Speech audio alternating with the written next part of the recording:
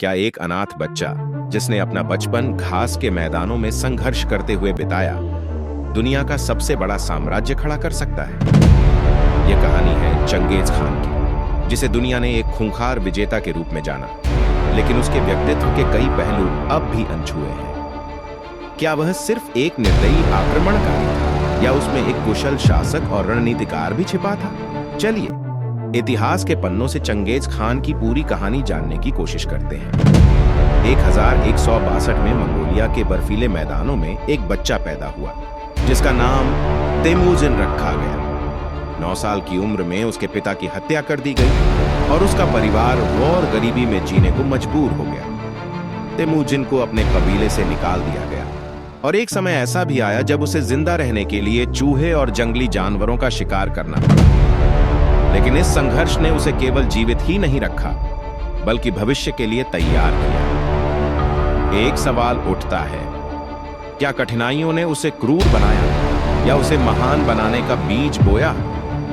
Temujin ने खुद को संगठित किया और अपने दुश्मनों को हराने के लिए कुशल रणनीतियां अपनाई। उसने मंगोल कबीले को एकजुट किया और 1206 में खुद को चंगेज खान घोषित किया, जिसका अर्थ है समस्त समुद्रों का शासक। क्या आप जानते हैं कि मंगोल साम्राज्य चंगेज खान के नेतृत्व में एशिया, यूरोप और मध्य पूर्व तक फैल गया और यह इतिहास का सबसे बड़ा भूमि आधारित साम्राज्य बना। चंगेज खान की सेना केवल संख्या में बड़ी नहीं थी, बल्कि रणनीति में भी बेमिसाल थी। उसकी सेना के घुड़सवार लंबी दूरी के तीरंदाजी में माहिर थे। वह दुश्मनों को धोखा देने के लिए नकली पीछे हटने की रणनीति अपनाता था। उसने गुप्तचरों और जासूसों का एक मजबूत नेटवर्क बनाया, जिससे उसे दुश्मनों की ताकत और कमजोरियां पहले ही पता चल जाती थी। सोचिए, उस युग में जब कोई आधुनिक तकनीक नहीं थी, उसने इतनी कुशलता से अपनी ताकत को कैसे संगठित किया। लोग उसे उसके खून खराबे और विनाश के लिए जानते हैं। कहते हैं कि उसके आक्रमणों में लाखों लोगों की जान गई। लेकिन क्या आप जानते हैं कि उसने व्यापार और सांस्कृतिक आदान प्रदान को भी बढ़ावा दिया?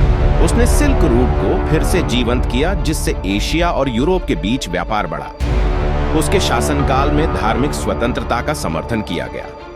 वह कानून और व्यवस्था का पालन करवाने में सख्त था, जिससे मंगोल साम्राज्य के भीतर अपराध लगभग खत्म हो गया। ये सवाल उठता है, क्या उसे केवल एक क्रूर आक्रमणकारी के रूप में देखना सही है, या उसे एक महान प्रशासक के रूप में भी सराहा जाना चाहिए? चंगेज खान केवल युद्धों में ही नहीं, बल्कि अपने परिवार और सहयोगियों के प्रति वफादार था। उसने अपने भरोसेमंद जनरलों और सैनिकों को बड़ी जिम्मेदारियां दी, अपने बच्चों को शासन के तौर तरीके सिखाए। लेकिन यह भी सच है कि उसकी सत्ता के लालच ने कई बार अपनों को भी दुश्मन बना दिया। 1227 में चंगेज खान की मृत्यु एक युद्ध के दौरान हुई, लेकिन उसकी कब्र आज भी एक रहस्य है।